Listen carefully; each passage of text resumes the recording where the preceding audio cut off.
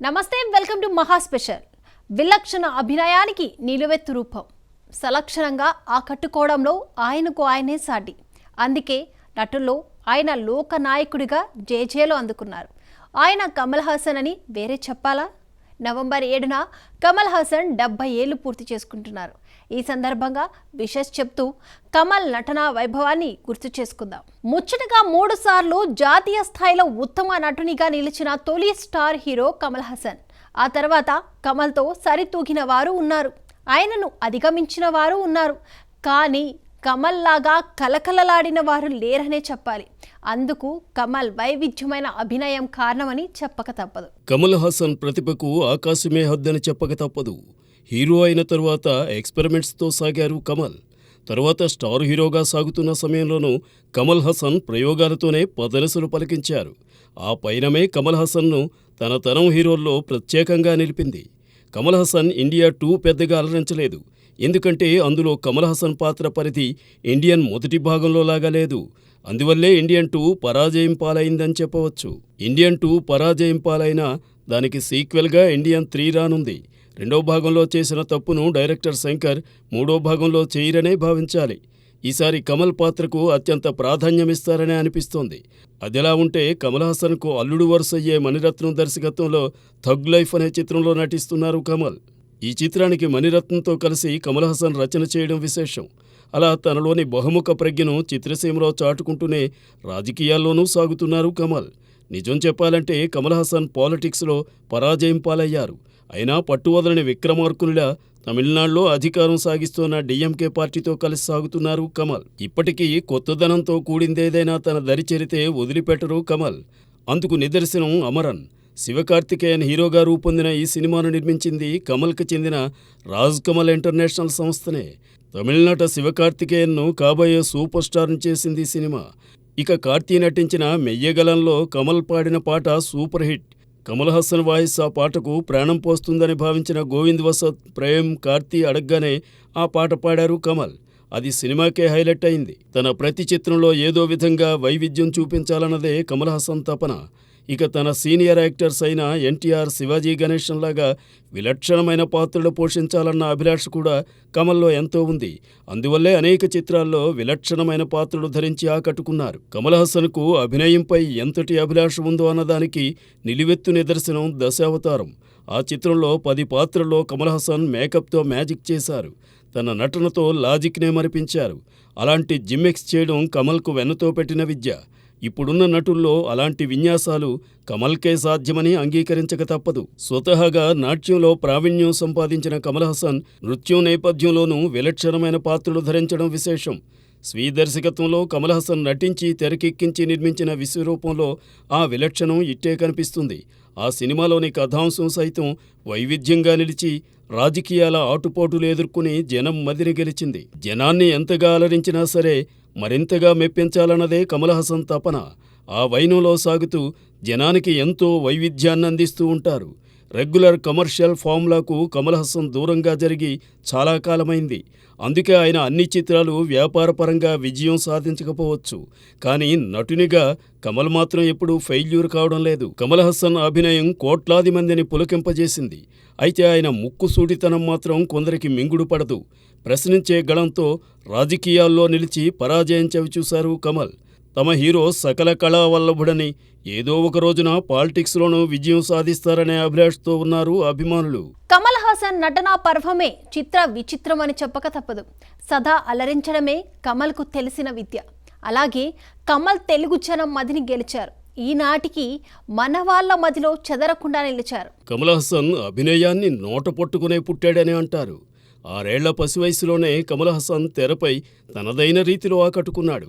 పైగా మహానటి సావిత్రి ఆమె భర్త జమినీ గణేశన్తో నటిస్తూ తొలిసారి తెరపై కనువిందు చేయడం విశేషం. కమల్ మొదటి సినిమా కలత్తూర్ కన్నమ్మలో అతని ముద్దు నటన జనాన్ని భలేగా ఆకట్టుకుంది. నిజం చెప్పాలంటే కమల్ హాసన్కు తమిళనాడులో కన్నా మిన్నగా తెలుగునాట అభిమాన గణాలు ఉన్నాయి. తొలి నుంచి తనదైన అభినయంతో కమల్ ఆకట్టుకున్నారు. తొలి చిత్రం అంతులేని కథతో మొదలు ఇప్పుడొస్తున్న కమల్ సినిమాల దాకా ఆయనను తెలుగువారు అభిమానిస్తూనే ఉన్నారు. ఆరంభంలో యువతను కిర్రెక్కించే చిత్రాల్లో కమల్ హాసన్ నటించారు. ఆయన గురువు కె బాలచందర్ సైతం కమల్కు తగ్గ పాత్రలను రూపొందించి మరీ సినిమాలు తెరకెక్కించారు.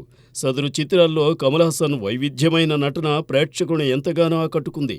ఈనాటికి సదరు చిత్రాలు అభిమానులకు గిలిగింతలు పెడుతూనే ఉండడం విశేషం. నిజమే, ఏ తీగె పువ్వునో ఏ కొమ్మ తేటినో కలిపినట్టుగానే కమల్ హాసన్ను తెలుగు ప్రేక్షకులను విధి కలిపేసింది. అప్పట్లో కమల్ కొన్ని స్ట్రైట్ తెలుగు మూవీస్లోనూ నటించి ఎంతగానో అలరించారు. ఆనాటి నుంచే కమల్ హాసన్ సినిమాలంటే తెలుగువారికి అభిమానం పెరిగింది. అది ఈనాటికి కొనసాగుతూనే ఉండడం విశేషం. కమల్ హాసన్ నర్తనం ఆ రోజుల్లో యువకులను ఎంతగానో ఆకట్టుకుంది. కొందరు అబ్బాయిలు కమల్ను చూసే డ్యాన్స్ ప్రాక్టీస్ చేయడం ఆరంభించారు. అప్పట్లో డిస్కో సాంగ్స్కు విపరీతమైన క్రేజ్ ఉండేది. అనేక చిత్రాల్లో కమల్ డిస్కో సాంగ్స్ యూత్ను ఉర్రూతలూగించాయి. ఆ రోజుల్లో కమల్ హాసన్ చిత్రాల్లో రజనీకాంత్ సైడ్ హీరోగా విలన్గా నటించేవారు. కమల్ రజనీ జోడీ తెరపై అలరించిన తీరును ఇప్పటికీ అభిమానులు మరిచిపోలేరు. కమల్ హాసన్ నటించిన తెలుగు చిత్రాలు ఇక్కడి జనాన్ని ఎంతగానో మురిపించాయి. మన తెలుగు స్టార్స్ సినిమాల స్థాయిలో వసూళ్ల వర్షం కురిపించాయి. పొరుగు రాష్ట్రాల్లో ఉన్న తెలుగువారిని ఎంతగానో ఆకట్టుకున్నాయి. మరో చరిత్ర తెలుగు సినిమా మద్రాసులో ఏకంగా 75 వారాలు ప్రదర్శితమైంది. దీనిని బట్టే తమిళులు తెలుగువారు కమల్ను ఎంతగా అభిమానించారో తెలిసిపోతుంది. కమల్ హాసన్ ఓవైపు తమిళంలో తకధిమితే ఆడేస్తూనే మరోవైపు తెలుగులోనూ తడాఖా చూపించారు.